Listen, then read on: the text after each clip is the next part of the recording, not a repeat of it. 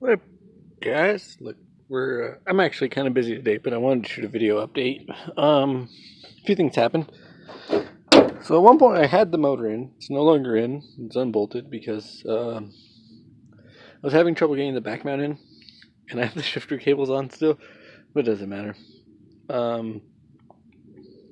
Slowly doing wiring, figuring things out, and I realized there are certain sensors on this engine that were not on my now kind of ghetto looking beat up GSR harness, because I kind of had to.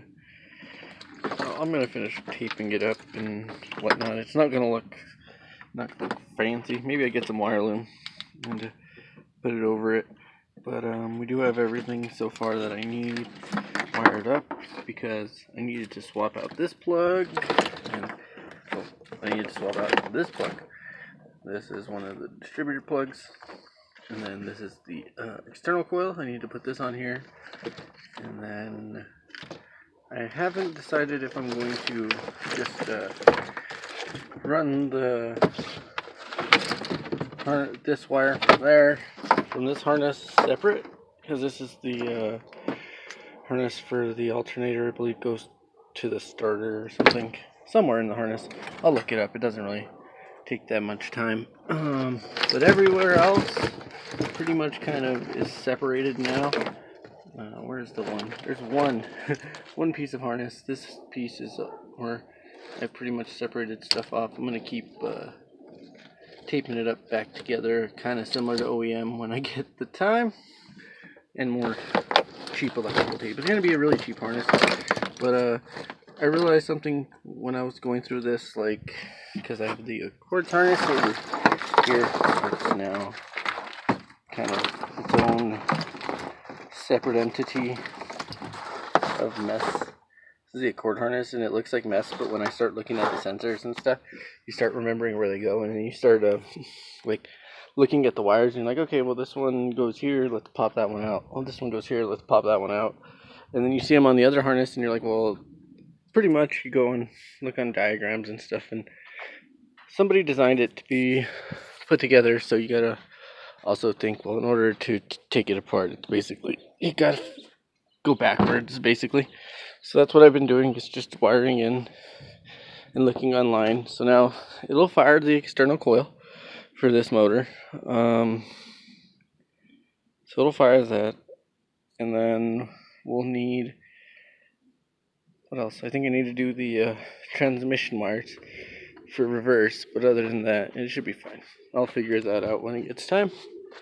Anyway, I kind of got to go do some stuff for my business. Got a new day ahead of me.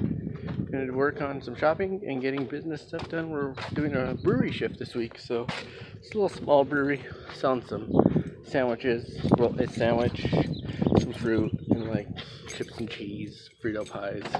Basic little stuff I can do since I don't have a full food truck yet. Anyway, guys, I'll catch you later. And let's hope this week is good for me, because if I make some money, I can pay my bills. And if I pay my bills, I can buy parts with the money I make next week. So anyway, yeah. Truck starts right up. Look at all these parts I have just hanging out. Auto transmission, torque converter. We have a manifold. I'm actually going to take this apart. I need the studs. And then I got to get a new harness for my negative terminal. This one's completely rusted all the way through, so we're just going to get a new one of those. Positive one's fine. I might just change out the top of it, the pin, the plug, or the, I don't know, the part that goes on the terminal. There was actually more parts back here that have slowly just kind of left through redoing the EF. Speaking of the EF, guys, so I have been busy and I've shot a few videos, but look at this guy. We're pretty much down to the wire on this. B20 VTEC with a Z2 block out of 99 to 2000. So it's the high comp got the PHKs in it. He should be fine for what he needs. This should be pulling pretty damn hard compared to even with the B20Z before it started leaking coolant and blowing white smoke. It was spinning the radials, so yeah, we'll see what happens with this. New distributor, VTEC got to get wired up, but like most of this, like this wire and this is all from the Accord. This, we got to wire that in, but like I said, I can wire all that up for him. We need to have an issue with our fuel pressure. His fuel pressure regulator hits here with the rails in LS OBD1, and this is OBD0.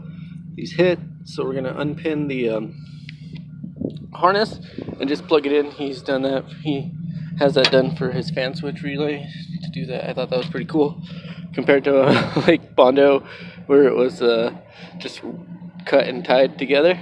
So anyway, we'll see what happens. It's gonna be fun for him to experience VTEC.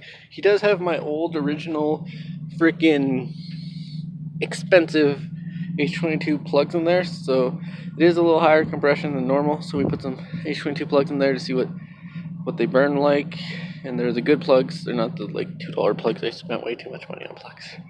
And then I have my plugs and stuff, and for my car they're all fine. I checked them out, pulled them out. The H22 is ready to go back together pretty much into the car. I just need to get it in there, bolt it down, and then finish the wiring harness. I've been looking under the dash harness. We found the ignition harness just needs to be plugged back in, and we will be off to the races. Literally, because after that, I just need a track bar, radiator, fuel, and we're basically tires. But I'm thinking about running the Steelies, swapping them over to some decent tires, and then putting the front ones in the rear and the rear ones in the front, and putting some cheap radials or cheap Federals on there, and we'll go from there. Anyway, guys, catch me in the next video. I'm gonna be hopefully finishing this up. Maybe I'll do another harness video for you. Anyway, guys, I'll catch you in the next one.